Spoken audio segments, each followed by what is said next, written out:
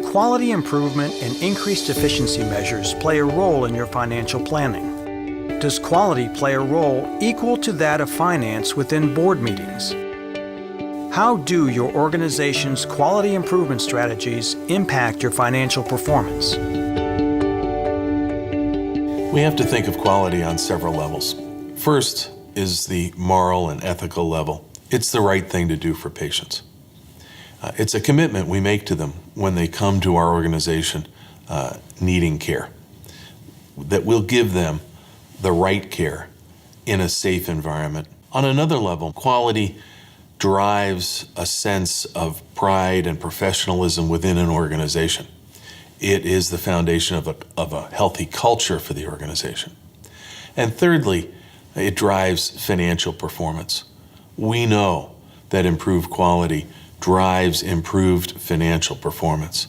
And when you have all three of those levels working together, you have a very strong culture, strong commitment, and strong operations. In the past, our boards were largely structured around finance and performance against targets that were financial in nature. And in going forward in the future, we will be compensated for the outcomes that we're capable of delivering. Therefore, some boards with which I've worked are moving more towards combining the quality and finance committees of the board into one thing, because we cannot control the finance if we cannot control the quality, and vice versa. We cannot control the quality if we don't have access to means to support the quality. Going forward, I think it's going to be really important for the boards and the CEO and the hospital staff to focus on not only driving the cost down, but quality as well. That's what's going to make us sustainable going forward. The board needs to ask the hard questions, looking at the metrics. If they see trends, they need to ask us why. And it's not okay to say, oh, well, we're just going to do more education. We need to be doing that. It needs to be a main focus, or we won't be around. So you got to drive your costs down, but it goes hand in hand with making sure you keep improving and raising your quality. One area that's changing significantly for hospitals is how they are paid for what they do. The old fee-for-service system where if you did more, you got paid more is on its way out. What is on the way in is a fixed amount of money. And it can be per episode for a patient, or it can be per procedure, or it can be per person per month. But nonetheless, the movement is definitely toward some fixed level of payment. So as we go forward, the linkage between quality, satisfaction, payment is tight, and quality becomes your best friend in a fixed payment environment. Now we're also finding that it connects to the finances of the organization, that better quality improves finances. So it's not as though it's separate from finance or some other function, but we have to lead with quality and quality improvement, and all of the things built around that. There's really a very strong business case for quality now. When I first came into the field, people weren't sure. As a matter of fact, they were pretty sure that improvements in quality would cost more money. That's not the case.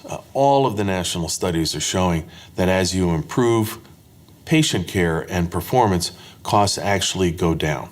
We have to get better for the sake of our patients, but it also gives us better overall organizational performance. And we're starting to be paid for performance. So our payments will be linked to how well we do on key performance indicators. And so now there's a direct tie like never before. Today there is a national focus on certain key areas. Number one, hospital-associated conditions. So infections, wrong site surgeries, things like that. Definite priority, definitely things that we've got to try to reduce to zero if at all possible. Secondly, readmissions, preventable readmissions, making sure that people have the instructions, know what they need to do when they go home, that we provide the support so that they don't have to come back in for the same reason. We're not going to get paid for that readmission. So you're starting to see a real gelling of attention and focus at the national level around certain key activities certain key indicators of quality and safety. Since boards allocate the resources within the organization and provide investment capital in new equipment and new services, boards should also look at improving quality as an investment opportunity.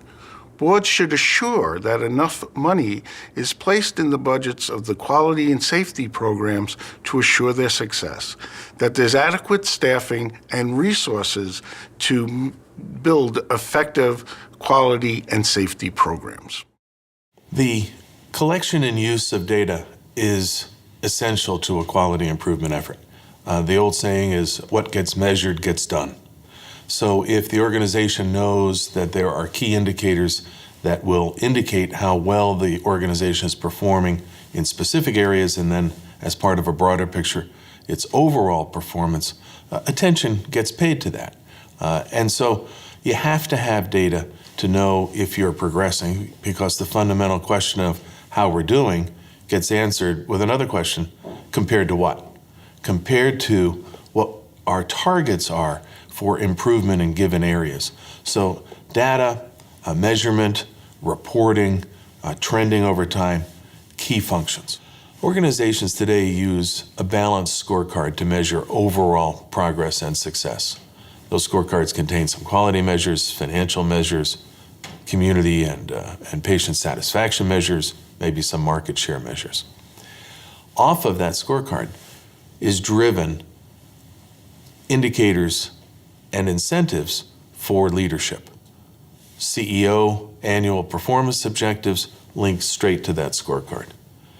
Clinical leaders maybe link directly to more the quality and safety indicators than maybe the market share indicators, but their incentives and objectives run right off of that same scorecard. So you're starting to see an overall connection across the organization, from organizational targets and goals to individual performance expectations and incentives. Boards must understand how value-based payment, readmission penalties, and hospital-acquired condition penalties can significantly impact your organization's financial performance. Appropriate resources must be allocated for data collection and to support and implement quality improvement initiatives. Boards must have a clear, understood approach to monitor quality that includes a dashboard for monitoring overall performance.